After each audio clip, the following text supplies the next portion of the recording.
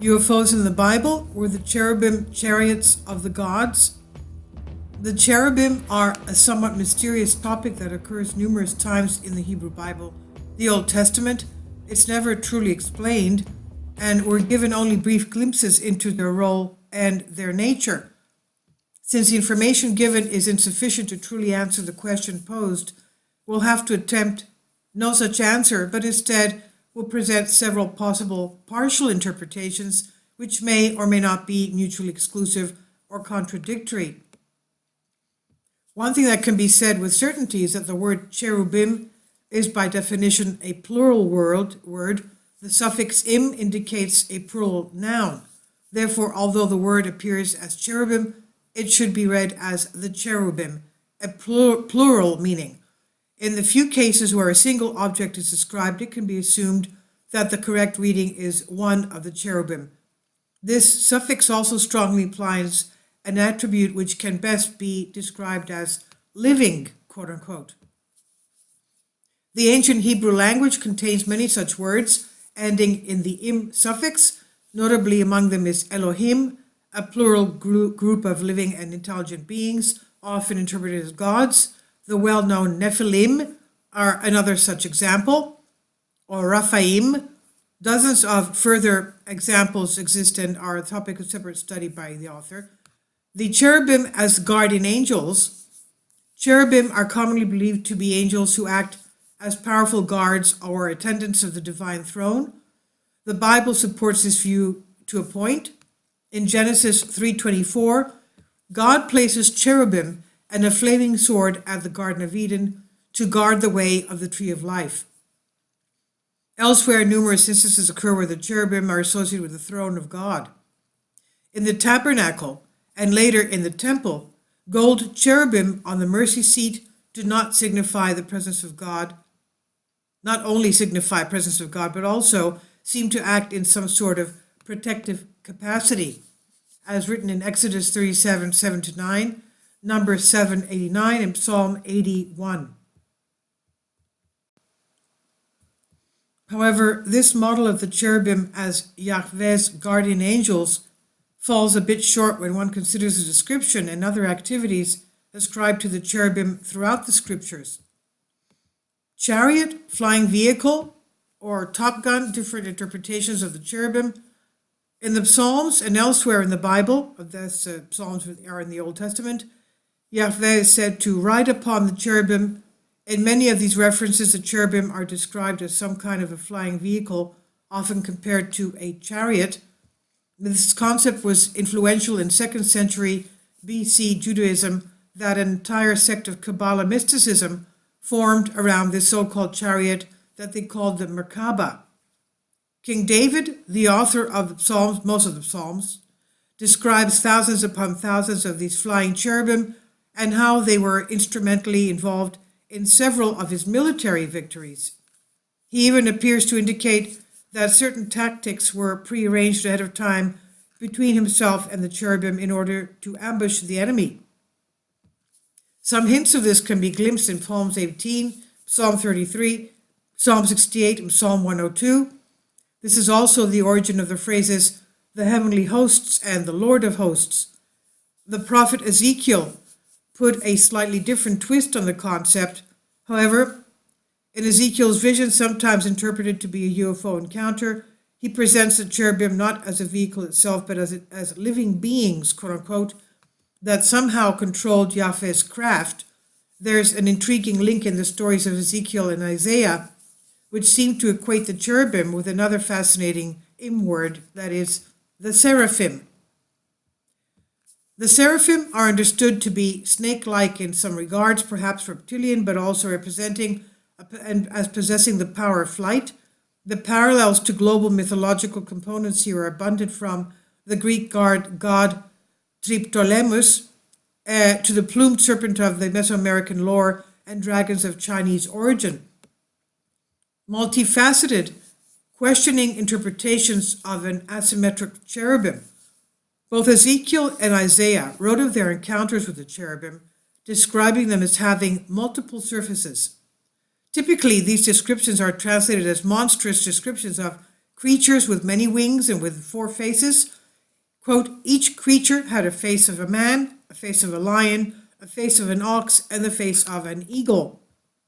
It's an intriguing fact that the mythologies of several other creatures combine these same animals into their own versions of what might be the same phenomena. The roughly contemporary Babylonian mythology includes a creature called the Lamassu, with body parts taken from a bull, a lion, an eagle, and a man. And likewise, the Talmudic and deuterocanonical Asmodeus appears to have the same 4 faces in some depictions.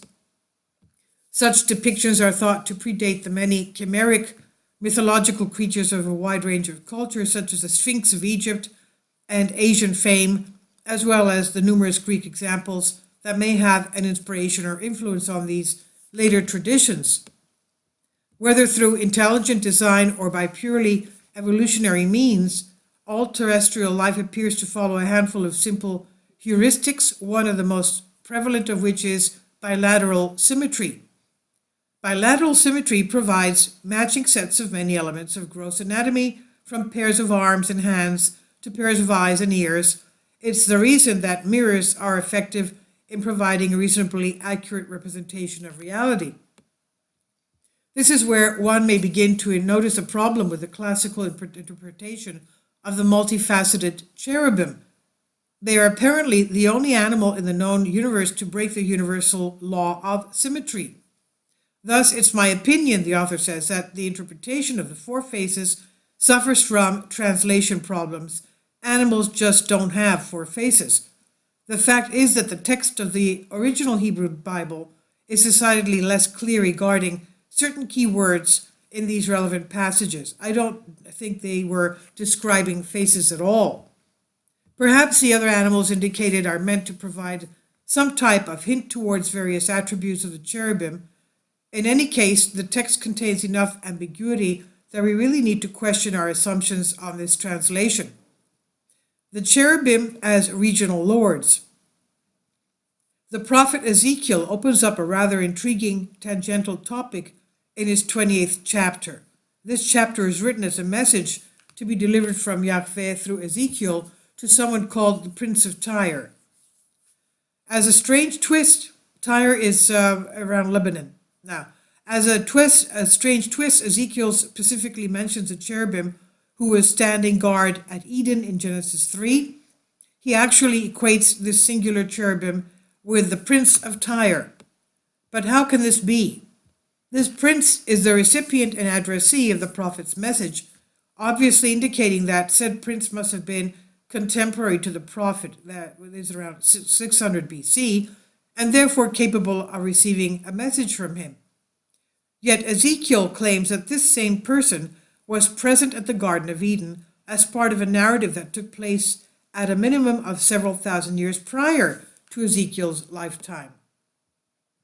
So this would seem to indicate that at the time of Ezekiel, this particular cherubim was thousands of years old, yet still lived, alive, residing, and ruling in the coastal city of Tyre in Lebanon. This fact may also indicate some level of support for the idea sometimes known as the 70 sons of El, as presented in the Ugaritic texts. The crux of this theory is that the earth is divided into several, ostensibly 70 territories, each ruled by a different regional god, one of whom is the God of Israel named Yahweh. The theory is loosely evidenced by scripture, with the event of said division referred to historically in Deuteronomy 32:8. The model of divine rulers, quote-unquote, also seems to agree with the extremely long lifespans of early biblical patriarchs, as well as the kings presented in the Sumerian king lists, the Aztec king lists, the Mayan calendar, and the wall murals at the Egyptian site of Dendera, all of which speak of ancient rulers of former epochs whose lifespans reached the inhuman lengths of several thousands of years. Remarkably, if these legends contain even a grain of truth, this may provide some evidence that human civilization is much older than currently believed in mainstream classicism, an idea that has been gradually gaining traction in recent years with such archaeological bombshells as Göbekli Tepe in what is today Turkey, and many other sights and finds which are pushing back long-held and ferociously guarded traditional dating and interpretations. Could the cherubim be living machines? Isaiah is clear in presenting the cherubim as a living intellectual being that is capable of occupying a position as a ruler over a city-state. Ezekiel makes a similar case when he speaks of quote-unquote 4 living creatures in his experience as described in the book of Ezekiel chapter 1. Although he does not use the word cherubim in his description, he later has a second experience of the same creatures as described in Ezekiel chapter 10, and this time he does include the name cherubim, clearly. However living these creatures may appear, Ezekiel's description also contains many elements which seem to indicate a more machine-like quality to the cherubim. He describes what appear to be separate mechanical components, using names which all end in the im suffix, which would normally indicate living beings. Apart from the cherubim, Ezekiel mentions the Ophanim, Panim, Kenapayim, Enayim, and Sokikim. All of these words present difficulty to translators, for they only ever appear in this context and therefore lack a Rosetta Stone to enable reliable translation. However, when read in context, they appear to be components of a highly technical system. Isaiah concurs with this in his narration, even going so far as to say that he heard the living being specifically naming certain subcomponents. Both Ezekiel and Isaiah describe not only humanoid living creatures, but also the machinations of what appeared to be some sort of flying ship, a spacecraft that is.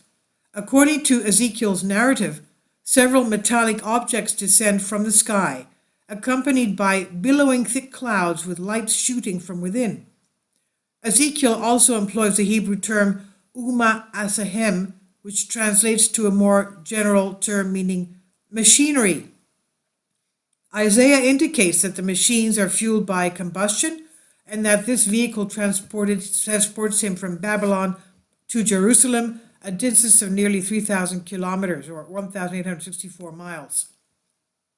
When taken together with the account of Genesis 3, the prophet's description appeared to indicate a type of smart machine, and the cherubim may be interpreted as some kind of robotic entity or perhaps parts of an advanced and almost intelligent control system. And woven into Judaism, in the book of Exodus, Yahweh handpicks a skilled craftsman named Bezalel to work on a special project. The project includes the tabernacle and the Ark of the Covenant, both of which are said to include cherubim.